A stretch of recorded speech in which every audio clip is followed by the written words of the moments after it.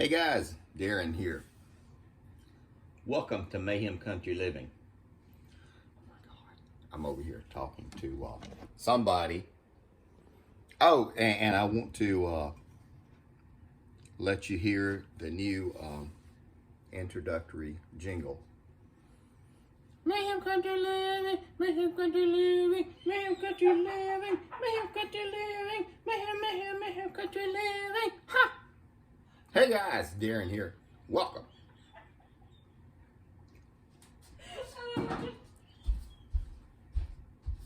She threw up. To Mayhem Country Living. What we are doing today, I hope you enjoyed the introductory video, but what we're doing today is we are making homemade bread. We're going to make white bread. Why not? Why not?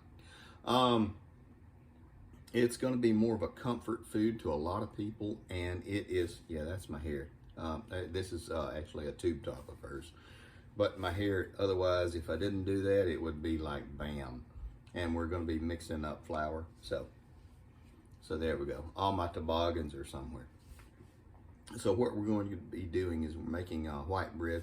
We're going to be using all-purpose flour. We're going to be using a little bit of sugar, yeast. We're going to be using some butter, some buttermilk, and buttermilk is expensive now. This was $4 from Walmart. So we're going to have to source that.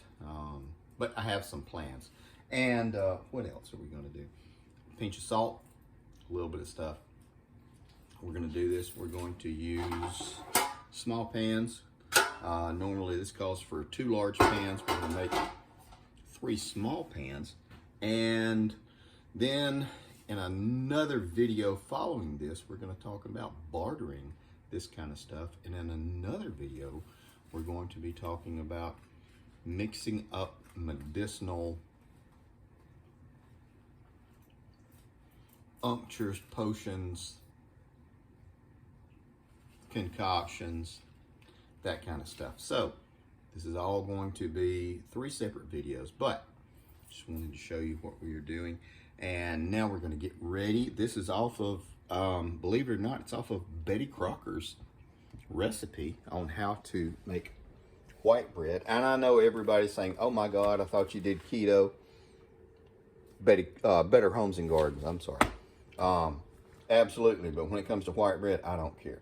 So what we're doing is we're going to take all-purpose flour, yeast, buttermilk, sugar, butter, and some salt. Going to follow these directions for the most part. And then we're going to get them all mixed up, put them in the oven. It's going to be good. More to come.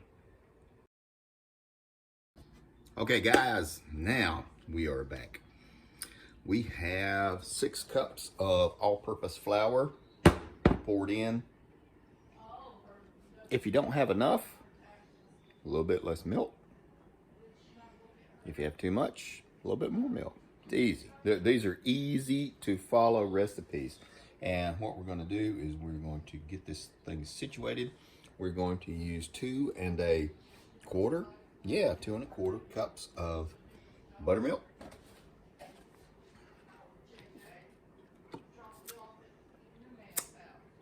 That's good stuff. And then we're going to mix this up. A little bit of salt, a little bit of sugar. We're going to grease the pans. We're going to knead it. We're going to let it sit, rise, rinse, repeat. More to come. Okay, guys, now we're back, and I want to show you, we are getting ready. We're going to be using 1 pack of the original Fleischmann's, and we're also going to use another pack of the Rapid Rise. Now, why are we using 2 packs? It only calls for 1 pack, but this yeast is probably 8 or 9 years old. So we're going to add it, and I would rather have it rise too much and be a little bit more airy than sit and end up looking like a dang cracker. Now, that's what we're gonna do. And I don't think we can add too much yeast. Who knows, we might. We'll find out. It's pretty good stuff. Tastes kind of fizzy. Oh, it's still active, that's great. That's great. Now, what we're going to do, we're going to put in 2 tablespoons of sugar. And this is the sugar. Get used to measuring with your hand. That's 1. After you fix pancakes and stuff like that for kids for a while, you will get it figured out. There you go. And I have washed my hands, so it's okay. There we go. Now, this is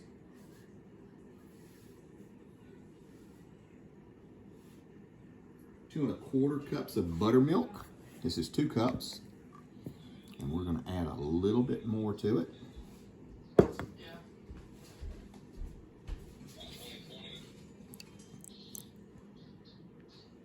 There we go. And if we do add too much, it's okay, because we'll just add a little bit more all-purpose flour. And we always try to clean up as we're going along.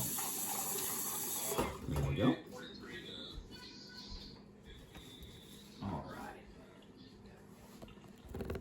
Let this sit for just a second. I have to get a pinch of salt, and we will be ready to start kneading.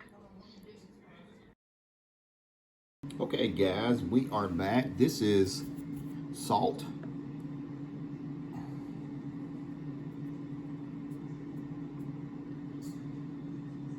Teaspoon. It is not iodized. This is fine sea salt. So we're going to get this thing situated. We're going to mix it up. If we need to add a little bit more flour, we'll add it. If we need to add a little bit more buttermilk, we'll add that and balance everything out. More to come. Okay guys, now we are back. Here is the dough. We have kneaded it.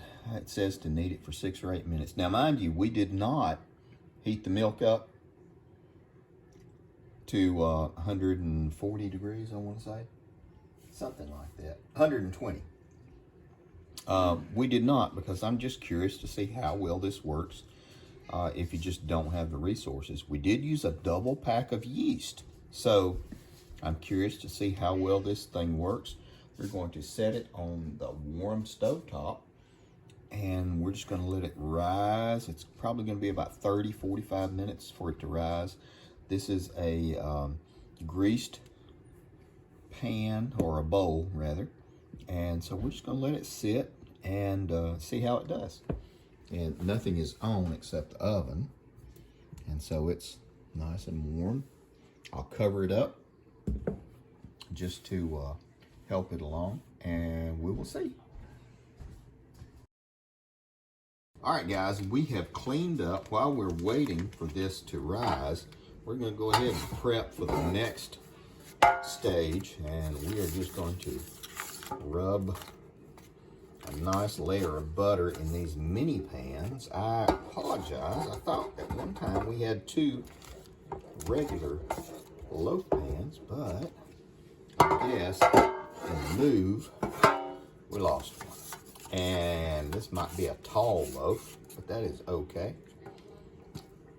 So we're just going to use this, and whatever butter we have left, we're going to soften it up, pour it across the top, and then we will get another stick of butter and chop up garlic and use it for dipping while we have our homemade vegetable soup. Didn't even do a video on that. More to come.